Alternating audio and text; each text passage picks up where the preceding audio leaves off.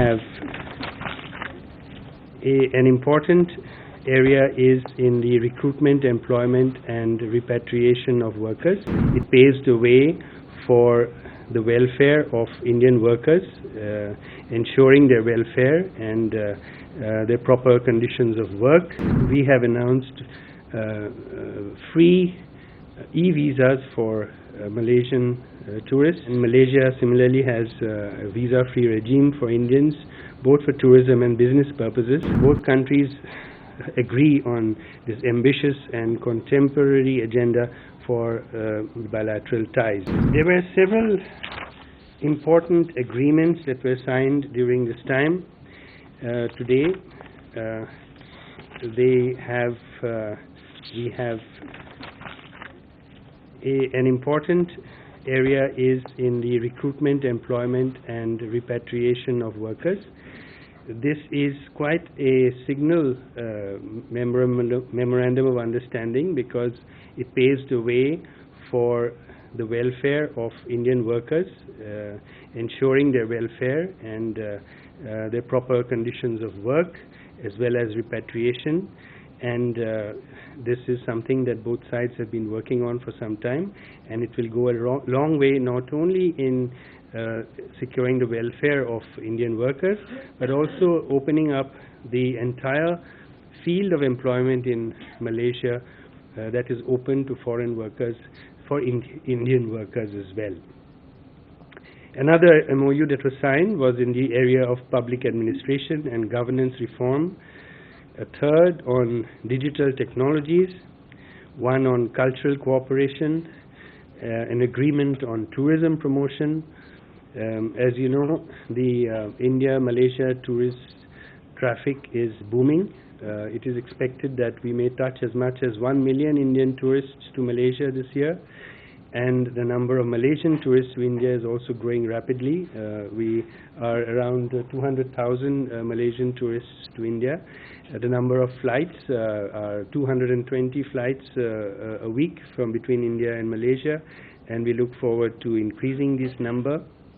We have announced free e-visas for Malaysian tourists coming to India since the 1st of July. And Malaysia similarly has a visa-free regime for Indians, both for tourism and business purposes, starting from the end of last year. So from all these accounts, we can expect our tourism traffic between the two countries, as well as business travel, to boom, which will also help our aviation sectors. Another area of cooperation that we identified and signed an MOU was on Ayurveda and traditional medicine systems. There is an agreement between IFSCA and Labuan Financial Services on fintech, and another MOU on promotion of sports and youth affairs. Both sides have a CEO's forum, a high-powered CEO's forum, which met yesterday and presented a report before the two prime ministers. It will be published, and you will see that it is a very ambitious objective in diverse areas of industry and investment between the two business entities. This was coordinated by CII from our side. A number of other MOUs and agreements also happened on the sidelines of the visit. One was between BEML and SMH Rails for supply of rolling stock for Indian Railways. One between Invest India and Malaysian Indian Business Council, and one between NASSCOM and its counterpart PICOM to bring the two chambers of IT industry closer together.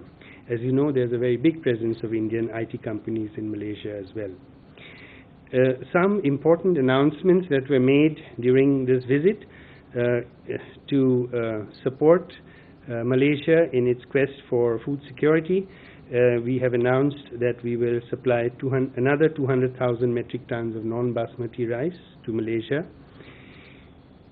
A chair of Ayurveda will be set up at the Tunku Abdul Rahman University in Malaysia, and a Tiruvallavur chair will be set up at the Malay University. A digital council is being set up to push the digital connect between India and Malaysia. A startup bridge has been instituted to bring our startup ecosystems together. Malaysia has announced its support for India's claim for a permanent seat in the UN Security Council. India is offering 100 ITEC seats in artificial intelligence, cybersecurity, and machine learning for Malaysian students. And Malaysia has also announced joining the Big Cat Alliance. So, as you will agree, this is a very rich and diverse area of bilateral cooperation. Both countries agree on this ambitious and contemporary agenda for bilateral ties. Our bilateral trade has also been booming. It's now touched $20 billion. Malaysia is our third largest trading partner in ASEAN. Fintech startups, cross-border payments systems, and UPI-based systems are the new drivers of our engagement with Malaysia. And we look forward. The two prime ministers have in fact tasked us to set up a task force to implement all the diverse areas of engagement that we have identified during this visit, and to present a report within 3 months. So it is something that we will start working right from today.